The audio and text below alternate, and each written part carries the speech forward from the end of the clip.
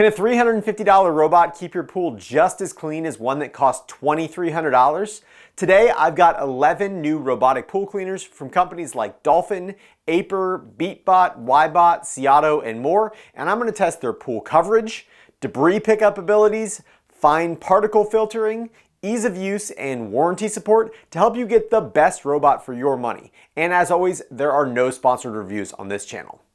Starting with pool coverage, the first robot we'll be testing is the $349 Seauto Sat20. In full coverage mode, the Sat20 cleaned for 3 hours and 13 minutes in a fairly controlled pattern, but you can see that it only cleaned 2 of the 4 walls, with spotty coverage at best, before switching over to floor mode where it did a very thorough job, and overall it covered 95% of the pool floor, but only about 40% of the pool walls. And it was not able to propel itself high enough to get onto the ledge in the deep end. After that, for $369 is the Aerobo PC10, which cleaned for a total of 1 hour and 57 minutes, but it really struggled with my pool's shape, and it continually got stuck in the corners during its wall cleaning session, and then it switched over to floor cleaning mode where it got stuck in the deep end for the rest of its cleaning session, and overall the Aerobo only covered 60% of the pool floor and 20% of the pool walls. Next, for $529 is the Dolphin Naya Sonar 30, which is the same as the 2025 upgraded model of the Seauto Crab, which Dolphin then licenses and supports in exchange for a pretty hefty price hike. The Naya Sonar 30 cleaned for 2 hours and 42 minutes,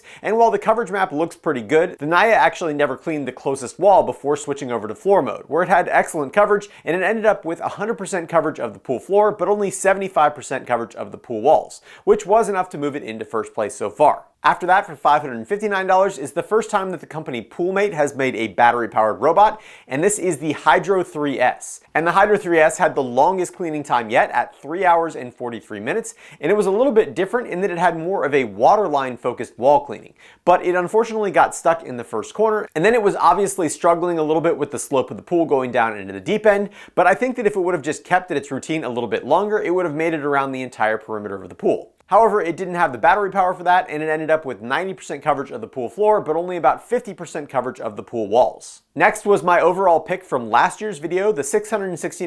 Aiper Scuba S1, which has a few big upgrades for 2025 that we'll talk about a little bit later. But just like last year, the Aiper S1 had an impressive cleaning time of 4 hours and 7 minutes, really only missing a small patch of wall by the hot tub and the far side of the bottom 2 stairs, giving it 95% coverage of the pool floor and 90% coverage of the pool wall, putting it in first place, taking that spot from the Dolphin Naya. After that, for $799 is the Wybot S2, which also did very well in last year's video. However, this is just the S2 that's designed to be removed from the pool after each use, instead of the S2 Pro that I tested last year. Because I found that after 5 months of regular usage, the original S2 Pro stopped being able to return to its self-charging dock, and being in the water 24/7 caused the plastic and rubber pieces to degrade much faster than they normally should have. During testing, the Wybot S2's full coverage mode takes a unique approach in that it cleans in a hybrid wall and floor mode for the entire duration of its 2 hour and 17-minute cleaning session, and it did a very decent job covering 95% of the pool floor, but only around 70% of the pool walls. Next, for $999 is the first robotic pool cleaner from the brand Fantic, which is called the Aero X, and it's a completely unique design with a forward-mounted scrubbing brush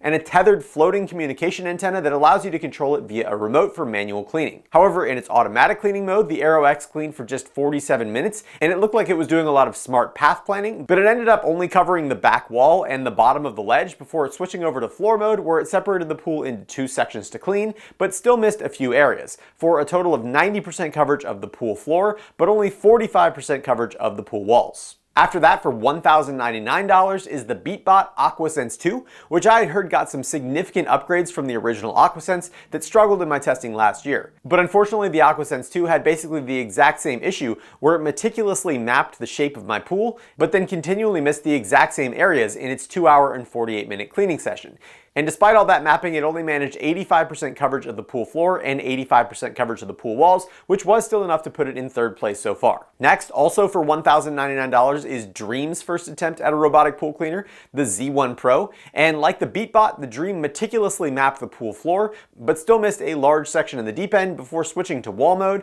where it started out really strong and then looked like it just got confused and gave up. And after 1 hour and 45 minutes, the Dream Z1 Pro covered 95% of the pool floor, but only around 50% of the pool walls. Next, for $1,099 is a robot from a brand new company called Degree, and this is their Zima Lite model. And like the Wybot, the Zima Lite stayed in a hybrid wall and floor mode for its entire 2-hour and 4-minute cleaning session, and it appeared to be basically random, but it worked out really well, and the Zima Lite covered 100% of the pool floor and 90% of the pool walls, which is enough to put it in first place, 5% above the Aiper Scuba S1 for total coverage. And last, the most expensive robot by a very significant margin is the $2,299 Aiper Scuba X1 Pro Max, which is an all-in-one wall, floor, and surface skimmer, and in what Aiper calls hero mode, it did a controlled clean of the wall and floor for around 65 minutes, covering 95% of the pool floor and 75% of the pool walls, before moving itself to the surface and emptying its water ballast so it could skim the top of the pool for an additional 3 hours. And that means that just like last year, there was no correlation between the price of the robot and pool coverage,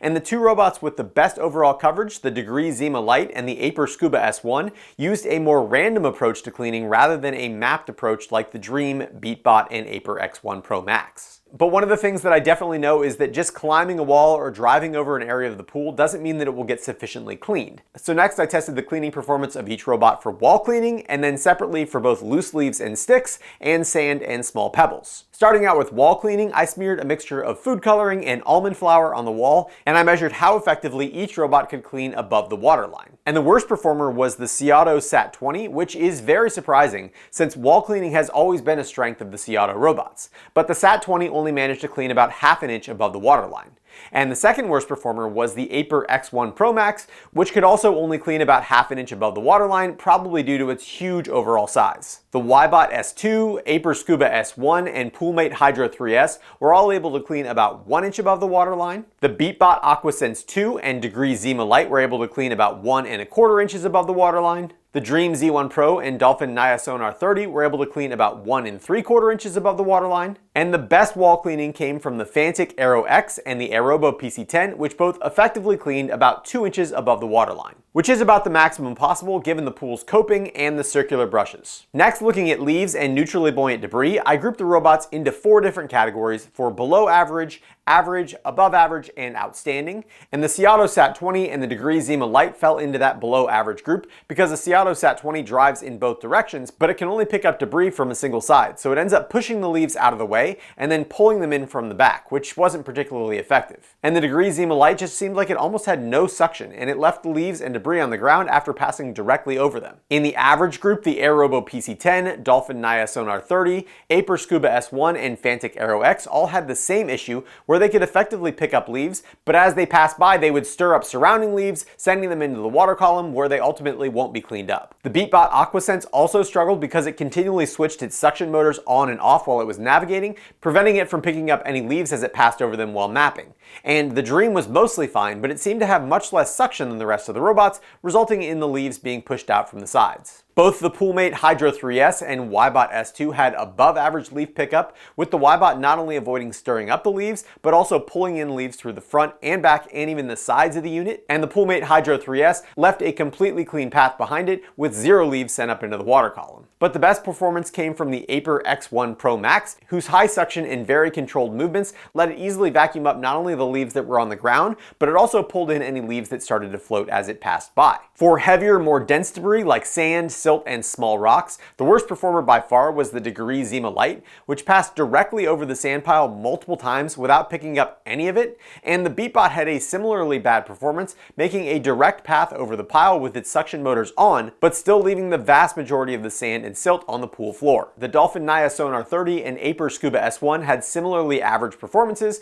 where they were able to collect sand and debris, but only from a narrow channel under the robot. The Aerobo PC10, Wybot S2, Seauto Sat20, and Aiper X1 were all above average, very effectively cleaning the entire pile after multiple passes. The Fantic Aero X and Dream Z1 Pro were almost perfect with tons of suction and a wide cleaning path, but the best performance, and the only one that I gave a 10 out of 10 score on this, was the Poolmate Hydro 3S, which not only left a completely clean path, but it also sucked in surrounding debris, and it also managed to avoid sending silt into the water column due to its finer mesh filter. And that brings me to the next important section, which is their ability to filter fine particles like silt and possibly even some larger algae. And I used a microscope to examine the mesh filter baskets of each robot, and the Beatbot AquaSense 2, Fantech Aero X, and Poolmate Hydro 3S all have extra small 150 micron filter mesh, which is surprising since the smaller mesh can decrease suction, and the Fantech and especially the Poolmate had some of the best suction performances in the sand and silt testing. The majority of the other robots were using 180 micron filter mesh, and the Seauto Sat20 and the Dolphin Sonar 30 have much larger 250 micron filter baskets, which means they aren't able to clean up fine silt. However, despite using 180 micron filter baskets, the best filtering performance came from the Aiper S1 and X1 and the Wybot S2 due to their use of secondary filters. And in the case of the Wybot, there is a fine filter cartridge that slots in after the basket but before the motor outlet, while the 2025 Aiper Scuba S1 comes with an entire inner filter floss basket that can be removed if you want increased suction or inserted to capture fine particles. And similarly, the X1 Pro Max has the option of either using the ultrafine filter floss or the 180 micron mesh by switching out the changeable panels on the filter basket. So that means that for pure cleaning ability, looking at pool coverage, wall cleaning, debris pickup, and filtering ability, the top three robots were the Aiper X1 Pro Max in first, the Wybot S2 in second, and the Poolmate Hydro 3S in third place. But there's still a lot more to consider, starting out with convenience and ease of use. And because these robots are designed to be taken out of the pool after every use, I found that their weight while being lifted out of the pool is an important consideration. And for each robot, I measured their maximum weight and the time that it took to drain down to their empty weight. And I found that the heaviest robot by far was the Aiper X1 Pro Max with a peak weight of 72 pounds, draining down to 40 pounds empty weight in 6 seconds. The Dream Z1 Pro had a max weight of 58 pounds and it drained down to an empty weight of 26 pounds after 6 seconds when pulling it directly from the bottom of the pool, but when using its docking mode that automatically happens at the end of each cleaning or can be triggered by using its included light-based remote, the max weight was only 53 pounds, and running the motors while taking it out of the pool helped it drain down to its empty weight in just 3 seconds. The Degree Zima Light had a max weight of 55 pounds and it drained down to a 27 pound empty weight in 7 seconds. The Poolmate Hydro 3S was 47 pounds and drained down to 21 pounds in 5 seconds. The Fantech Aero X was 45 pounds and drained down to 24 pounds in 6 seconds. The Aerobo PC10 had a max weight of 41 pounds and it drained to 24 pounds in 4 seconds. The Wybot S2 and Aiper Scuba S1 both had a peak weight of 40 pounds and drained down to 21 pounds in 6 seconds. The Beatbot AquaSense 2 had a peak weight of 39 pounds and drained down to 26 pounds in 4 seconds when you pull it directly from the bottom of the pool. But confusingly, when you use its automatic docking procedure that happens at the end of each cleaning, it had a higher peak weight of 43 pounds and took 1 second longer to drain with the motors on. The Dolphin Sonar 30 had a peak weight of just 35 pounds and it drained down to an empty weight of 21 pounds in 3 seconds, and the Seauto Sat20 was the lightest robot at just 30 pounds peak weight, draining all the way down to 13 pounds in just 3 seconds, thanks to this relatively large flap on the back of it that lets the water drain directly out of the side of the filter basket, making it by far the easiest to take out of the pool. And speaking of filter baskets, the other thing that's going to need to happen regularly with these pool cleaners is emptying and rinsing their filter baskets. And as far as ease of cleaning, not all filter baskets are created equal, and the best designed by far are the new baskets that can open from both ends,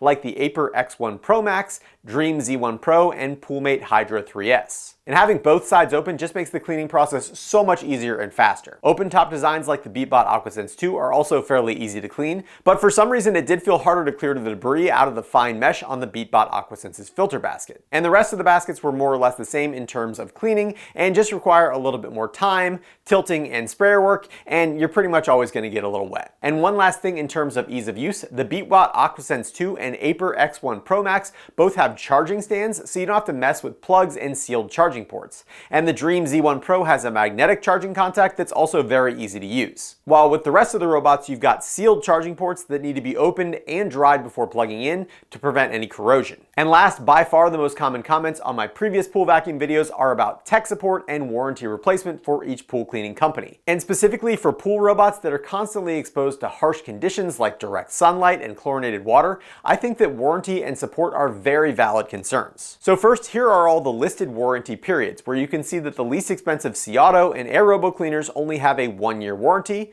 and the most expensive Aiper X1 Pro Max has a 3-year warranty. And then the next important and very valid concern is whether you can actually get support. So I looked up and I called each company's support line with a made-up warranty claim. And based on some of the comments from my videos, I was expecting to be wildly disappointed. But to my surprise, the only brand whose phone number didn't immediately connect me with a helpful support rep was Fantic, which just went straight to voicemail. I was, however, disappointed to find out that the Dolphin Naya, which as I said is actually manufactured by Seauto and sold at a significant markup, is not eligible for Dolphin's normal phone support. And I was passed off to email-only warranty support. Okay, so the thing is that we do have a different department for the specific Dolphin that you do have. Okay. So what I'm going to do now in here is that I will create a case and I will get this escalated to that specific department, and they will reach you out through the email. Okay. I also think that the support number for the Poolmate Hydro 3S might just be one guy's cell phone, but he was very knowledgeable and helpful, and he walked me through a lot of troubleshooting steps for my made-up problem. But the rest of the numbers, even Seauto, which has had some issues with warranty support in the past, connected me to live call centers who provided me with troubleshooting steps and eventually opened up warranty cases for repair and replacement. And overall, I have to say that I was both surprised and satisfied with the level of support for all of them. However, one thing that all the brands could do better is increase the availability of user replaceable parts.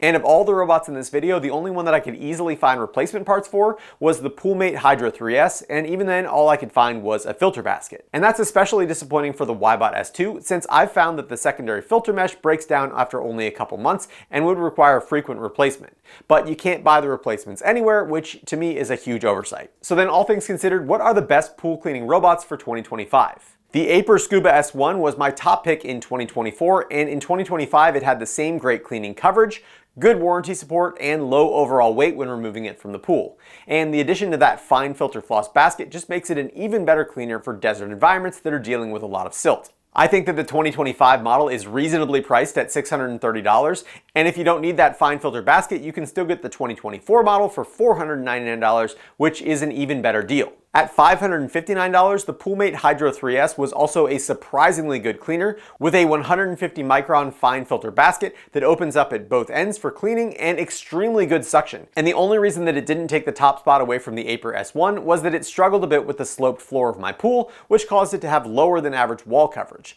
But for a pool without sharp corners or a flat bottom pool, I think the Hydro 3S would be almost impossible to beat. The Wybot S2 also had one of the best overall cleaning scores, and the S2 was also one of my top recommended cleaners for 2024. But I am disappointed by the lack of replacement filters, and my gut instinct about the self-docking station of the S2 Pro turned out to be very correct, and my S2 Pro lost its ability to return to the dock in less than 5 months. So I would only recommend the standard S2 version without the docking station. The top of the line Aiper X1 Pro Max had good pool coverage, the top cleaning score, and the ability to rise to the surface and skim the pool after cleaning, but it is extremely expensive at $2,300, extremely heavy at 72 pounds full and 40 pounds empty, and my gut just tells me that if you need a pool cleaner and a skimmer, you'd be better off getting the Aiper S1 and then Aiper's dedicated robotic skimmer, the Surfer S2. As always, there are no sponsored reviews on this channel, but I do have links down in the description for all the pool cleaners, and if this video was helpful for you, I always appreciate when you use those links, since as an Amazon affiliate, I do earn a small commission on the sale at no cost to you. I'd also like to thank all of my awesome patrons over at Patreon for their continued support of my channel, and if you're interested in supporting unsponsored reviews, please check out the links down in the description. If you enjoyed this video, please consider subscribing, and as always, thanks for watching The Hookup.